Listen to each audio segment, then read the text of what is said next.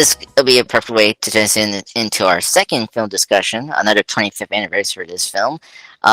For this year, this is the third Batman film that has a big anniversary. Well, not for not for likable reasons or celebrate it, like Dark Knight Rises or really Batman Returns, but today we're talking about the 1997 worst superhero film ever, Batman and Robin, the fourth film in the Tim Burton / Joel Schumacher films. And oh my god! And you say this is your first time seeing this film? It's the first time saying it, and I'm glad that you just called it the worst superhero movie because that was it. That's really bad. It's really bad. I also was not expecting George Clooney to be Batman at all, or Arnold Schwarzenegger. It's Mr. Freeze. Oh my god! So Did you those were notice? both big surprises. Well, that's good. I don't know. You notice the ice puns that they freaking do every time All Mr. over the Freeze place. speaks. Oh my god! It felt It's like I was watching a comic, like an early comic book come to life, which there was definitely some. It was an entertaining movie, to yeah, say the least. yeah, It yeah. succeeded at that, and I don't think it was even trying to be a great movie. I think it was Mhm. trying to basically be a comic book brought to life, like an early kind of campy comic book. Yeah, I mean, And they were it trying to be. achieved it. Yeah, they were trying to be funny, which they weren't. so, um, I guess, I just kind of give you. Like, I just wanted to know, like, did you seen the other three, um, like the Keaton film / Batman Forever I by have any not, chance? actually. Oh, okay, okay. I mean, you can listen to my podcast of Forever and Returns. They're True. crazy. I mean, I talked it with Jayan, and I mean, especially we discussed returns this year because this is 30th anniversary, and a lot of kinky uh, imagery / fetish For sure. things, and There's a lot of that in this one too. oh my god, yeah, weird. It's so weird that these films have that. Anyway, yeah, and Penguin is really awful, and he's a pervert of all things, and it's just oh my god. Here, this one is just overly gayish. If you have to, like, I have to explain it. Like, he's very gayish / like campy, but in the wrong ways. Yeah. And yeah, it's I'm not gonna put it as like it's not number one worst superhero film. It's in the list of worst superhero films, but I think there's things I like it more than the other worst superhero films I've seen. Um, I mean, it's not Catwoman bad. I think Catwoman is number one worst film ever. It's. I mean, I watched this over Fan Four Stick. The new Fantastic film came out 2015. And, Oh I mean, right, yeah, yeah. that one was really bad. But trouble film as well. But yeah. So I guess. What do you think about George Clooney as Batman? I mean, let's get into He that. he did a good job of it. It's just not Mm, something I expected. I never expected to see him as Batman. mhm. Like he again, it's hard to tell because the whole movie kind of feels like a bit of a fever dream.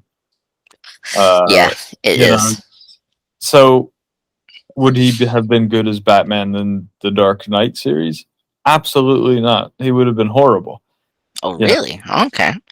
I don't think he would have been good in that because he's got a humor about him. You know, he's But a yeah, he's an actor who I think acts best with like mild jokes here and there. yeah, I totally disagree. That I think he could have been a great Batman with the right material. I mean, because Batman's humor is always dry, and I think George Clooney's humor is very dry too. I think the problem with this movie is this: he's just not doing like you don't have the like distinction of him being Batman / Bruce Wayne because Oh I mean yeah, they're not doing it in this two Joel Schumacher films. Like they're doing the George Reeves / like Adam West way of portraying Batman. Like they're just single characters, right? That's fine. yeah. That's fine. But I just don't think he's really putting a lot of effort to it. So, like certain scenes, he's like very tired, and you know, some of the Yeah, just dialogue kind of doesn't help. slow talking and everything. Yeah, and you know, I he looks great in the Carol. Like he has a good chin, but it's just like the costume is just a little that like it's not it's too garish. Like you know, they were trying to do you know something with that costume, but I just um Like Robin's costume was like this bizarrely muscular and everything. It was very oh yeah. toned. Yeah, well, because Joe, in contents, I think I mentioned this in the Forever podcast with Jay, and or I can mention here, but the director was trying to attempt to make the suits to be this like anatomically like like uh capturing the kind of Greek muscles, the Greek gods kind of shapes of bodies, Yeah, yeah. and like how you usually see in the comics where they're like because in the comics you see them like fully muscle like, and that's Oh what yeah. those suits are trying to look like. That's why the nipples are there. Yeah. And if people don't understand that there's like a purpose to it, and you know, it's like he's trying to do the Greek like kind of the Greek kind of looks to those suits, and like statues, and like that's why Hmm. you see a lot of the like big man statues in the Gotham cities Yeah, yeah, yeah. skylines. So like that's what he's trying to do here. Is like he's trying to show how these are like mythical heroes, Batman and Robin are, and so and it makes sense. But I feel like when you have scenes where you have you know Batman and you know George and Chris O'Donnell's butts and you know crotches, it's Oh getting my into god. Yeah, uh, yeah. And what they did to Catwoman when she gets her costume and everything is just back like, row. yeah. And Alfred's like, I designed this myself. And then they have shots of her boobs and her butt and everything. And it's just kind of like, Alfred, Yeah. what have you been doing? Oh my god. Alfred, Yeah. no. Oh my god. Like I rewatched like a long time ago this movie, and in the beginning when you see Robin and Batman like getting suited up, and then they start with the hands, and then we get into the butts and the crotches. I'm like, what is going on here? This is It's like odd. There's a lot of weird energy going on. like oh my god, this cracked me out when I was rewatching the opening. It's like when Robin was trying to like put it up twice with the pants, like trying to, it was just like, what are you doing? That's going too far. Oh my god, that opening like just shows you what was gonna happen. Especially his line like, "Oh, I need a car," and then Batman brings up Superman. Like Superman work. This is why Superman works alone. It's like wow, Yeah, like dead. It's like stay straight. This movie's gonna be bad. yeah, absolutely. Yeah, it's and Robin being like, I don't know, he looks like he's mid or late 20s and or something, and it's just like so whiny. He's such a whiny guy. Yeah, yeah. This movie didn't help with the Batman Robin thing. No, Ugh. no. Yeah. I mean, if it was handled better, if they had more time with this film, like it makes sense to do it in a sequel to to a film that introduced Robin from the last film, and it made sense to build up Oh the yeah, relationship. But just the way they did it here just was not like it was very TV like it melodrama. almost felt more like a big brother and a little brother kind of an interaction than a Yeah, sidekick or even like a parent child relationship. It was odd. It yeah, was really yeah. strange. Well, it's odd because he's so older, and it's like why, like you know, like if they did the Robin like as a kid for real, but you know, just like Peter in the MCU films, like it couldn't work. But here it was just because he's like a lot older, you know. It's just Yeah. you know, yeah. So yeah, um, I guess we'll get into the villains. I mean, this time we have Mr. Freeze, who's played by Arnold Schwarzenegger, and then you got Poison Ivy, played by Uma Thurman, who is the best thing about this film, I will say. She's the best She thing did a because great job. yeah, she knows what kind of film she is, and she's really the silver lining in this film for me. And Poison Ivy is my favorite character. She's my second favorite Batman villain after the Joker, and uh, Of so course, the obligatory. Yeah, well, I mean, hey, Joker is number one for me. Well, he's number one for everyone. Let's say he's number one for Batman's film. And then you got Bane for no good reason here. He was just short No. in, because he was popular after 1992, and Though yeah. I think there's an element to it. It's interesting to have Poison Ivy being like, I don't like to get my hands dirty with anything kind of a character.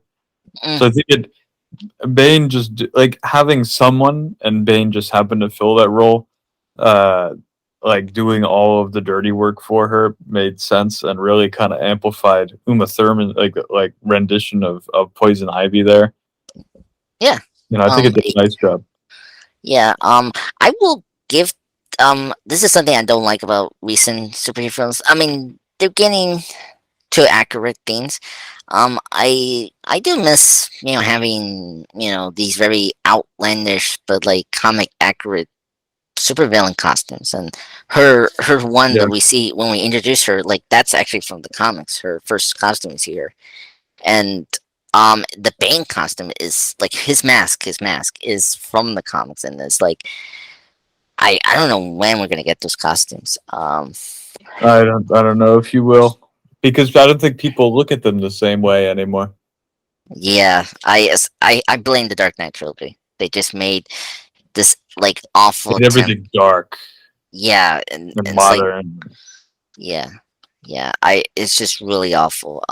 Even when Yeah. you think of the way they designed Gotham in this movie, in the Gotham, it's I get the only way to describe it is comical, but not in the sense of Hmm. like funny comedy or something like that. It's like a comic. The whole movie's like a comic, Yeah, yeah, and I think that's what makes it kind of just good fun. It was a good fun superhero movie, as much as it was a bad movie. yeah, It was just like it's very childlike.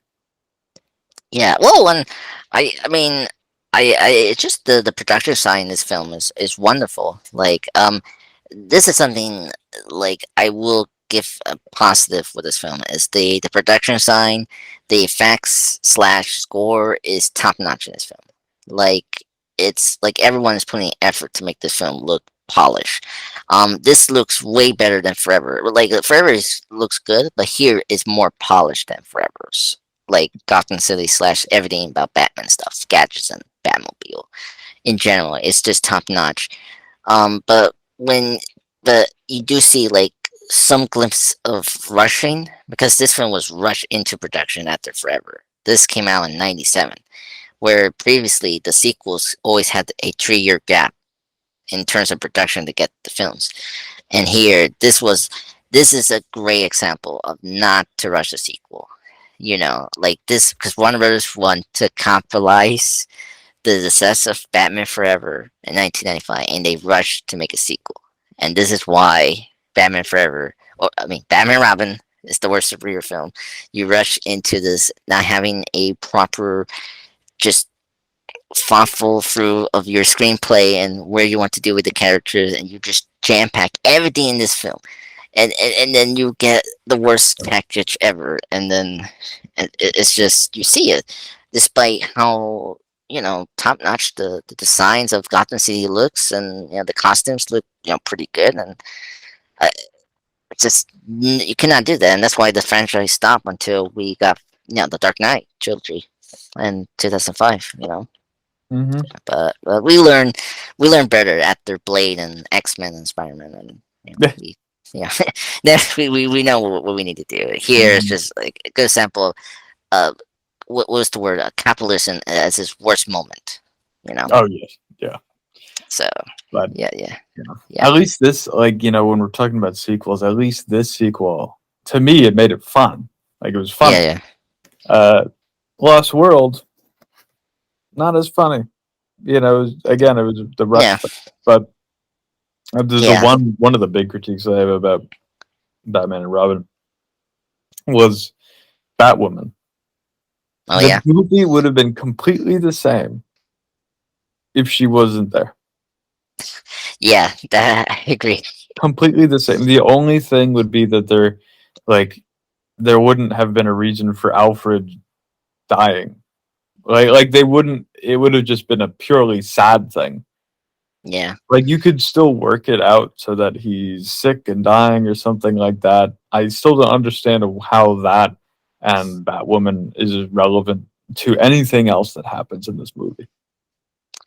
I mean, it's just Batgirl. This is Batgirl. I don't Oh, want. Batgirl. Yeah, Yeah, yeah, yeah. yeah. I know it's weird. It's Well, I guess we would let's get into Batgirl because she's a weird character for me. Like, okay, in the comics and in general, in medium, she is Barbara Gordon. She's actually a daughter or whatever. Well, she's mainly a daughter of Commissioner Gordon, who is the cop that is best friends to Batman. Well, in these films, he's useless. He's not Gary Oldman, uh, Commissioner Oh Gordon. yeah, he's just kind of sitting there. Yeah, exactly. He pulled the And switch in this movie, though. that is true, but He he did also give it up. allowed. Yeah, he also allowed Poison Ivy to juice them and get the back symbol. He did. He did. The dude just looking for some action. That's all. Oh my god, he's. It's funny in the last film, Batman Forever. What is it? Nicole Kidman's character calls Batman, and then he runs back to the police department with his pajamas. And it's like what? He's so incompetent. And like, oh my god, you had to see Batman Forever. He's funny there and just useless Mm. again. Yeah, yeah. Yeah. So in this film, they change it to Barbara Wilson.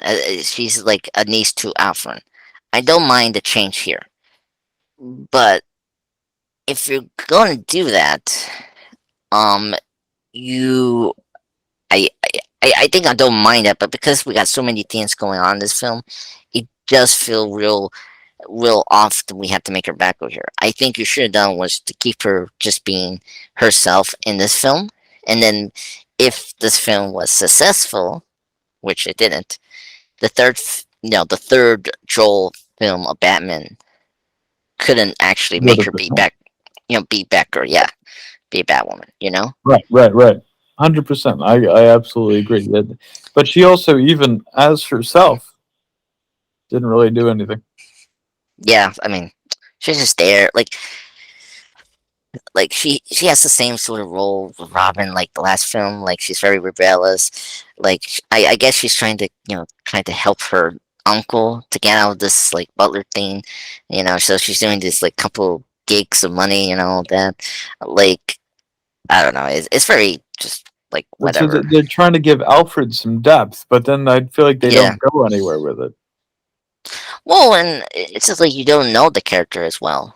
Like this is like the first time you get to know him as a character. Right, right. Like, and that's the flaw about this film. The one of the main other issues of this film is the tone.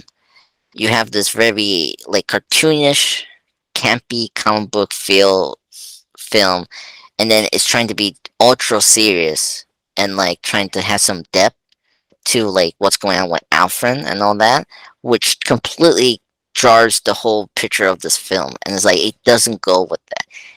This I can see with some of the more serious Batman films, or even the Tim Burton films, maybe. But here it's like no, that's where the inconsistent tones comes in, and that's where the film falls apart. It's like you cannot do that. Yeah, yeah. No, I So, absolutely agree.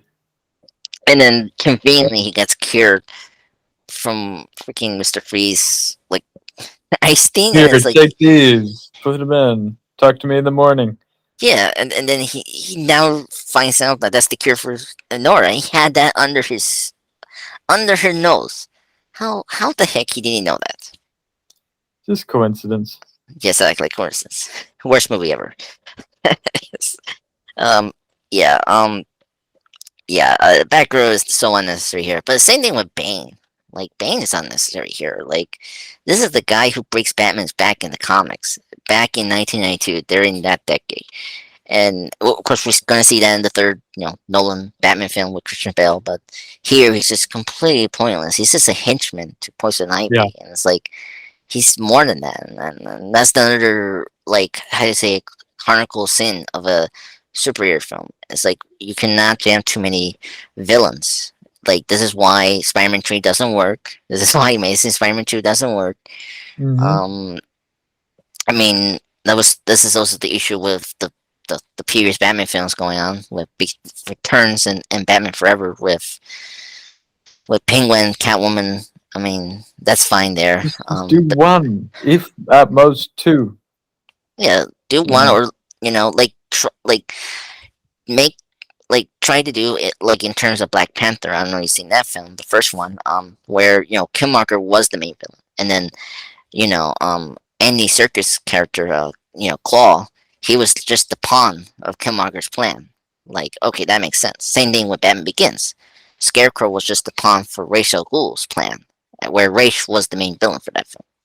And if you want to do something else, like The Dark Knight, the Joker was the main villain, and then he uses Harvey Dent to push his ideals to Batman, and like he Mm, became somewhat a villain towards them, but like he never felt like a second antagonist. He didn't felt like absolutely. Yeah, he you was know, turned. He was turned. Oh, yeah. it makes me want to see that again. It's been a long time since I saw that movie. Oh, it's. I mean, Dark Knight is great. I mean, at least that is. I mean, that Two Face is better than the Tommy Lee Jones Two Face. Uh, which I disagree with Jayan because Jayan thinks he's having fun and he's Two Face and Riddler together the best thing about that film. But no, Riddler is the best thing about Forever, not Two Face. Two Face is awful. But anyway. But yeah, yeah. But here is it's just awful, and the team up between Poison Ivy and Mister Freeze doesn't make sense. I mean, yeah, okay, he's gonna frost the planet, and then and then Poison Ivy is gonna set his plants like hybrid animals attacking Yeah, yeah. humans. I don't know. It's too big, and it's It just didn't make any sense. It was like, okay, I don't think you guys have thought this one through, but yep, yep, yeah. That's just Batman and Robin in a nutshell. What other things you didn't like? What there's something you like about this film besides the is comic book this feel? is this something that I like? Okay. Yeah, let's try to be positive with Um, this film. Um, I think I agree with you that the costumes, as much as they can be very campy, and I'd really rather they didn't focus on the shots of Batgirl right after Alfred said, "I designed this myself." yeah. But I think the costume design was pretty good. I think the set Mm, design it all matched up. Like it all made it fun. It all made it feel like a comic book and everything. yeah, I think they did a fantastic job with that. yeah. I agree. I mean, it looks like an Adam West show too. If you want to go And the that far. music was interesting. Oh my god, the music is the best thing about these films. Like, it's the same composer that did Demolition Man and Alien 3. It's so bombastic. I love it, and especially I always kick out the jazz when you Oh hear yeah, the. Da-da-da-da-da.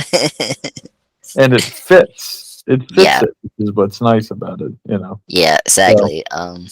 Yeah. I don't know. I don't know. You hear? I highly recommend after this to listen to the soundtrack, the music license thing.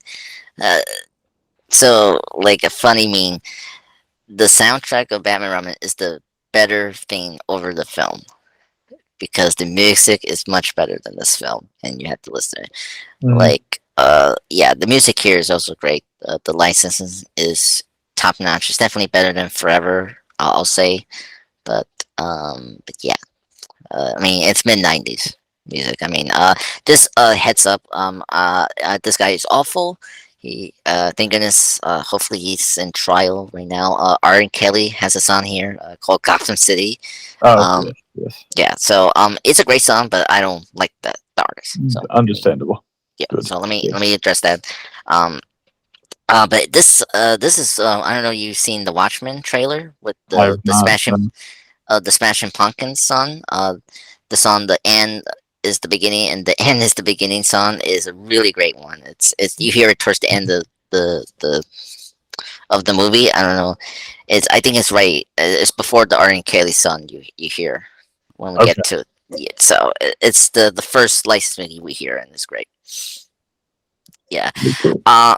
Yeah. What else I can say? I positive thing. Uh. Oh God. I'm trying to think. What's the positive thing? I've already I. taken the good ones. Oh yeah. Oh my God. Besides the production stuff and everything. I like that this is a Batman film. Like I mean, it's so bizarre because look, the Batman film, the first one is just a Joker film, and then Batman Returns is a Tim Burton film, and then when I mean Tim Burton, it's like literally a Tim Burton film. Like it's Edward Scissorhands meets Nightmare Before Christmas slash Beetlejuice, but in the worst way, not in the great way. Like those films are great. Right. Batman Forever was a actual Batman film. It actually was trying to do something with Batman. Here, I like it's actually a Batman film where we're actually dealing with the Batman Robin partnership. No matter how just not good it is, Yeah. um, I like that we get something to do with Afrin. I mean, I mean, the actor Michael Gough, who's sadly not with us anymore. Um, like he's a really good Afrin for all these four films, and he's always consistent. He's really great. And here he's really good here as Afrin, and I like the idea to expand Afrin as a main character here, and I like the flashbacks or the tender scenes between George as Bruce Wayne, when he's talking to Afrin. Like those are my favorite scenes about Batman. So like I really like those are my favorite scenes about that film. Um, those tender moments of him flashing back where Afrin was with him when his parents died. Oh yeah, And yeah, yeah. you Oh know when you see you know, when you see him with the grave, and then you see him when he falls down to the floor, and then he helps him. Like I really like. Um, and then I like that we have established villains. Like we get right away to the action. That's something we don't do in any of the superhero action films of modern times sometimes, and I wish we do more of that. yeah, Um, yeah. I thought they fleshed out the villains kind of. I mean, not fantastically, but they did a nice job of it, given the time span. From start to um, like sort of here's when the villain is made, and you can see some traits of them before their transition, and now they've transitioned into their villain state, and here's who they are as they figure that out. yeah, I like how same thing with the last film. They do a established supervillain, and then we have a second villain that's getting his origin story. And forever, the Riddler has his origin story during that film. We see the Riddler becoming the Riddler. Here, we see that with Poison Ivy. So I Yeah, don't mind that kind of storytelling way. So I don't mind. Um, then yeah, that's it. So, that's it. That's all the positive I get. There's nothing else to say about Batman, Robin. Uh, I mean, oh my god, the ice puns. We had to get to that because the ice puns. The Iceman over compliment. and over. Yeah, the Iceman compliment. Uh, my condition let me cold to be freeze, and everything has to be freeze. Freeze well, and what was my favorite was he quoted again. He quoted Star Trek 2, the Wrath and Khan of the revenge is the best dish served cold. And it's funny. It's funny because the version from Mr. Freeze from the Batman animated series says that as well. So it's funny he did it here as well, again. Right, Um. right. Oh my god! And then what's that one? It's like, oh yeah, freeze in hell, Batman. And it's Oh like, oh my god! It's like, stop making the ice ones. And then his last line, winter has come and last. I'm like, oh my god, please no. I'm surprised Towards Anyway didn't have plant puns too. I'm surprised about that. thank God. Like, What it reminds me of is I had seen Spy Kids 4 oh in my theater, god. and the amount of puns that they said about time, it was like it got painful throughout the whole movie. It's all time puns. Oh Just no. stop. So it's kind of like that. It's like, oh please, just put it out of its misery. Or No yeah, more, or no more cold puns.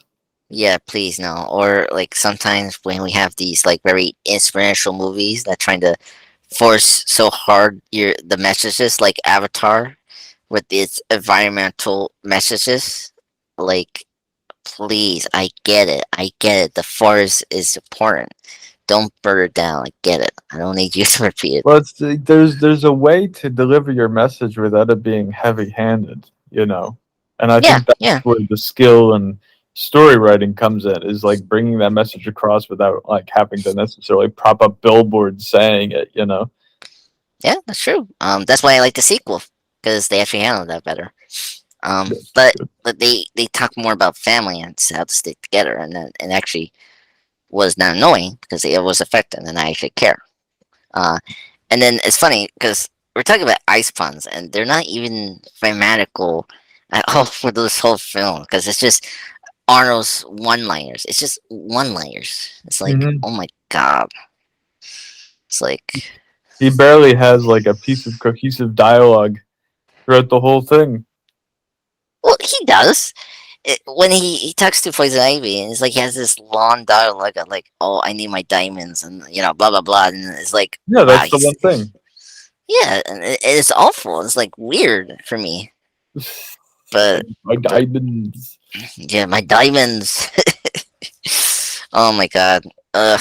Oh my god. Arnold, one of the most miscast casting. I don't know what Joel Schumacher. Like I could see, like he, like I mean, he looks visually Mr. Freeze, but I don't I don't know if you care about the insight of Batman Robin casting, but like it was either Anthony Hopkins or Patrick Stewart, like to be those character before Arnold was really the first choice for Joel Schumacher's like That would have Mr. been Freeze. insane. Yeah, But also almost too much talent. I You know know, what I but mean? That would have been almost too much. I mean, let's be fair. Uma Thurman is too much talent, and Tommy Lee Jones was also too much talent. So I don't think it was far fetched for these films. But I don't know. And let's say they went Danny DeVito and Jack Nicholson and But all of that. Anthony Hopkins is considered one of the greatest actors of our time. You know, the idea Yeah. of Hannibal Lecter playing Mr. Freeze, like, it would I, be very impressive, but it almost feels more fitting for the Dark Knight series than it does, this thing. yeah, yeah, yeah, yeah. I agree. Um. Well, it was interesting. I actually it was a long time. Like I was like I think it was a couple months ago. I read I saw a video of a person, well, a YouTube channel that does a script dive of the original screenplays of these movies. Mhm. And it's called Superhero channel, and they actually had an interview with the screenwriters that did Batman Forever, and it was very fascinating because there was things I didn't know, like the reason why Michael Caine didn't return, and like who chose the villains in that film. Like Joel chose Two Face first, and then the writers picked the Riddler. So it was very interesting. And I read through, they did a read through of the original Batman Robin script, and the Mister Freeze version there was doing like a Shakespeare kind of quotes he was doing. And so if they picked Patrick or Anthony Hopkins, it made sort of sense with that casting. Maybe then, But yeah. when they got Arnold Schwarzenegger, they like the writer had to adjust who Arnold was as a actor. Right, You know, right. like 'cause he does one liners Yeah, and but I know what you wrong. mean. Yeah, so that's what was the wrong direction. So yeah, Yeah, so makes sense. yeah, but yeah. Oh my God, Batman Ramen, 25 years. Um, I mean, I mentioned how capitalism is this film. Um, I mean, this is a good sample not to let toy companies to get involved in your production. Apparently, like this is a toy commercial. This is this is Absolutely. Chris O'Donnell who played Robin in these two films. He say it best. He was making with Batman Forever. He was making a movie, and then here he was just making a toy commercial, and it is a toy commercial. Like everything from the new Batman suits, uh, and then the Batmobile, and then the snow Batmobiles, Mhm. and the vehicles are like literally toys, and it's like, oh my God, it's just so offended. All over Just the place. Yeah. yeah, it's just so bad. And it's like because the toy companies were involved with the designs of these things, and that's like a big no no. So yeah, Yeah, yeah, yeah. Oh makes my god. sense. Yeah. Oh my god. Can't believe it. This movie still says. Uh, It's not yeah, going anywhere. yeah. Thank goodness we got back on track. At least we got three better Batman films that focus Batman, and then we got the new Batman that came out this year, and is still great. There's So a new Batman this year. yeah, the Batman, Robert Pattinson. Huh. I don't know. You seen Oh, that film? oh no, I saw it. I Yeah. saw it. I'm skipping Ben Affleck. I mean, because he didn't have his film, so. So I did yeah. not like the Batman movie. I did not Oh, think it was good. what the I think we new? talked about this. I think we Oh, talked about it. really? You didn't like the Robert Pattinson film? No, I did not. Oh, interesting. We need to discuss that behind the scenes. We'll fight it out. I know an alley. Yeah, I'll bring my Robbie alcohol and give you the sniff. Oh my god. Yeah, yeah. I'll give you the sniff, and then I'll how you say it, seduce you to my dark side. uh, We're being uh, recorded, Andres. yeah, I just made up my new supervillain name today. One of my best friends, his birthday was today. Oh yeah, what is it? It's called Doctor Apheus. Atheist? Yes, What because does that mean? so his superhero name is Bible Man, and I'm Doctor Apheus. You know, get it? Because I'm, I see what you mean. like. Yeah, yeah. Anyway, yeah, yeah. So I was just right there, the moment. Doctor Spell my, Atheist. yes, that's my villain name. Villain name for my best friend's superhero. But yeah, Batman Robin. I mean, it's the worst superhero films of all time. I mean, it's crazy. It did hurt the superhero genre, but it's kind of funny how people like was so dramatic, but like we got back to the serious roots like a year after that. Like 1998, Blade came out, and then 2000 X-Men, and then really got better with Spider-Man in 2002.